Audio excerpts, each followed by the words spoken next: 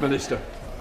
Mr Speaker, I'm grateful for the opportunity to respond to this question, which I am answering on behalf of my Right Honourable friend, the Secretary of State for Northern Ireland, who this morning met with the Chief Constable of the Police Service of Northern Ireland to receive an update on the situation there. Let me start by saying that my thoughts, as I'm sure the thoughts of the whole House, remain with the victim of the horrifying knife attack in North Belfast earlier this week and with his family. The House will be aware that a man has been charged in relation to that incident, and I can confirm that he is a 30-year-old Sudanese national who received refugee status in 2023 and was granted 5 years leave to remain. Now, we must now allow justice to take its course. The attack on Monday evening has understandably caused anger and profound concern. However, there is a line between concern and disorder, and we must never allow it to be crossed. So, let me be absolutely clear, Mr Speaker. There is no excuse for the disgraceful scenes of violence and disorder that occurred in Northern Ireland last night. Houses and vehicles were set on fire, placing lives at risk, terrifying law-abiding citizens and forcing residents to flee their homes. Reports that ethnic minorities were targeted are sickening. Now, Mr Speaker, I would like to pay tribute to the police and the other emergency services for their work last night. Faced with an extraordinarily challenging situation, they responded with great courage, and they are owed our thanks. Our message to those responsible for last night's disorder is altogether different. To them, we say this: you will be caught, and you will face the consequences of your actions. As of this morning, there had been 3 arrests, but more will surely follow. To those considering joining further disorder, my message is clear: do not do it. You will be held accountable for your actions. You will feel the full face of the law. Policing is, as members are aware, a devolved matter. But the Home Office is, of course, monitoring the situation very closely, and we are working with operational partners to understand and act on any implications for public order across the United Kingdom. Finally, Mr Speaker, I recognise that tensions are running high.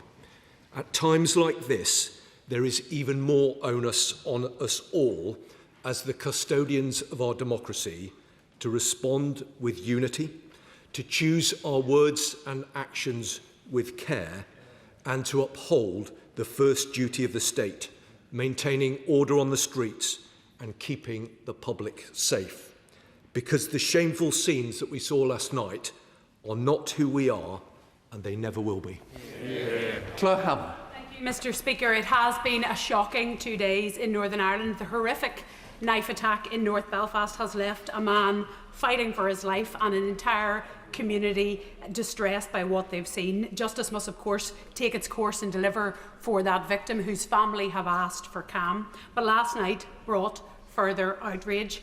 Children in my constituency and others lifted out of their beds as their homes burned. Masked men roamed the streets, going door to door, menacing and setting fire to cars and buses and homes, terrorising people on the basis of the colour of their skin or the sound of their voice. People from Sudan, people from India, people from Ukraine and people from Belfast. And today, businesses are shuttered, medical appointments are cancelled, schools are being closed for fear of getting young people home. So many people are frightened to walk the streets and frightened to be in their own homes tonight. And for all the online agitators who stoke this stuff up, when they move on to their next target, we'll be the ones left to pick up the pieces. People are, of course, entitled to their views on immigration, and of course government policy isn't perfect, but this hasn't been a debate or a conversation. There haven't been proposals, there haven't been honesty about the trade-offs, there has been mob justice and some of the same old proposals for a hardened border on the island of Ireland. Political leaders have a duty to lead, not to lean into people's worst fears and anxieties. That video of the awful crime in North Belfast was unusual in its brutality, but the cycle of deflection and disorder has not been unusual. We have seen this movie too many times before. In Belfast, we know all about blaming an entire community for the actions of others. We know all about scapegoating. We know all about tit-for-tat violence, and we know all about street justice. Violence creates division, it's affecting our economy, and it's undermining the vast, vast majority of people in Northern Ireland who want to work together to build a better future. What support will the government provide to those who have been harmed by this awful violence? Can they ensure swift justice for all of the perpetrators of the last few days? And what will they do to bring to heel the online platforms who drive this madness? Minister. Well, Mr Speaker, I think the Honourable Lady has described with great clarity the impact of the scenes that we've seen in Northern Ireland over the past number of hours. And let me be absolutely clear, the scenes of disorder we witnessed in parts of Northern Ireland last night are not only damaging communities, but they are quite literally putting lives at risk. Like her, I utterly condemn the attacks on property and vehicles and the other related violence that we've seen. There is no justification at all for this type of thuggery, and there is no place for it in Northern Ireland or anywhere else for that matter. Now, I know that she will agree that it is now vital that the Police Service of Northern Ireland are given the time, the space and the full support that they need to continue with their investigation. The rule of law must and will prevail, and justice must and will be served. Violence is never a justified response, and this disorder only causes pain and suffering for those living in the area, as the Honourable Lady has very eloquently described. Now, those involved do need to take a step back and consider the consequences of their actions. And I would strongly urge anyone who has information, no matter how small it might seem, to come forward and to contact the PSNI urgently in order to assist them with their inquiries. The Honourable Member specifically asked about what support is being offered. She will know and understand that the Secretary of State for Northern Ireland is in Belfast today, and I know that he will be working with colleagues over there to make sure that they have the support and the resources that they need to deal with this very troubling situation. Chris Philp, Shadow Home Secretary. Monday night's attack was disgusting and barbaric. The victim suffered serious injuries to his neck and lost an eye.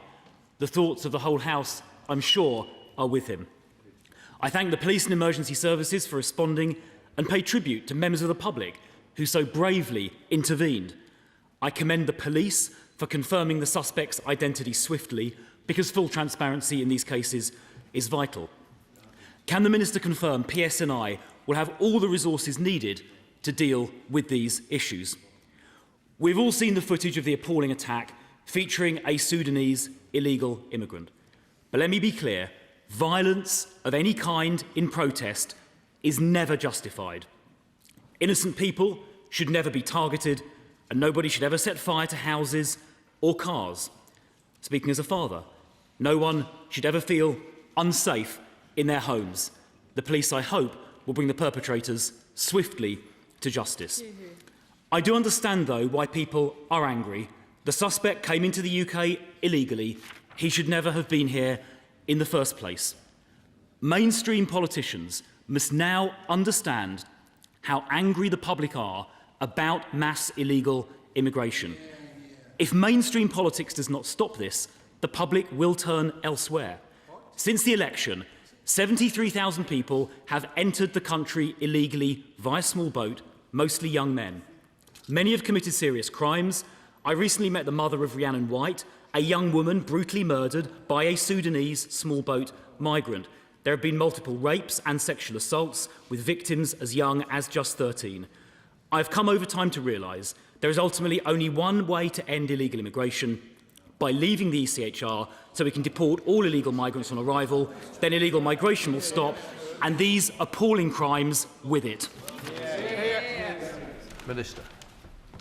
Well, I'm grateful to the Shadow Home Secretary for the points that he have raised, and particularly for the clarity with which he made the point about violence never being justified. He's absolutely right, and I hope that we can speak with a strong sense of unity about that. He specifically asked about ensuring that PSNI have the resources that they need to do the difficult work that they're being asked to do at this particular moment. I know that he understands that, of course, policing is devolved, but the Secretary of State, as I said a moment ago, is in Northern Ireland this morning to work out what more we can do to provide support and to make sure that the PSNI have got the resources that they need. He spoke about the anger that people feel, and that is absolutely understood. I'm sure all honourable and right honourable members will have seen the footage that is circulating online, and whilst clearly I have to be incredibly careful not to get in the way of a live investigation, it is understandable why people will feel extremely angry at what they've seen. But it is very important that that anger does not tip over into criminality, to the kind of thuggish behaviour that we've seen. Now, he rightly raised concerns about the importance of making sure that this government, as with any government, has the right framework in place to deport those foreign national offenders who come here and commit criminality. I mean, I think he is aware of the figures. There have been 67,000 deportations and removals under this government, which marks a significant increase. I hope he and the House recognises the seriousness and the urgency with which we take these matters. They need to be dealt with calmly and effectively, but this government will do everything that we can, everything in our powers, and if there are further powers required, we will make sure that we have them, to deport and remove those people who raise a threat to the public.